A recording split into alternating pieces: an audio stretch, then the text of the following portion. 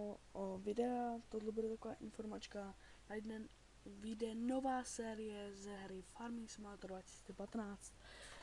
Pokud neznáte, je to hra o traktorech, kombajnech, vlastně příběh farmáře a takový. A chtěl bych se zeptat takový dvě otázky. Jednu otázku, dvě odpovědi. Tohle video už točím po třetí, už mi to nebaví. Už je večer, je tady 20 hodin, 15 minut, 13 minut. Je dneska 26. takže to nebudeme řešit. Chtěl bych vám říct, že bych chtěl začít nový videa farmingu a chtěl bych natáčet buď kratší, ale víc videí, kde nebudu mluvit, ale budu prostě se věnovat jedné a té samé činnosti, nebo budu se věnovat, nebo bude to delší, ale méně videí, bude to i single player, i multiplayer, kdy se budu věnovat čemu, budu dělat blbosti, budu věnovat se vám, budu s vámi komunikovat, budu, jak to říct, sakra,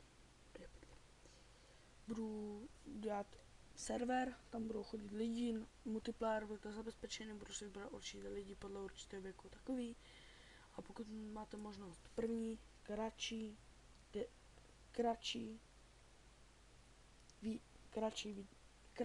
video, víc videí ale, za týden třeba 3-4 videa, takový ty kratší, a budu se věnovat a bude to takový sestříhaný hodně, takový sci-fi, ne sci-fi, jak to říct, bude to lepší.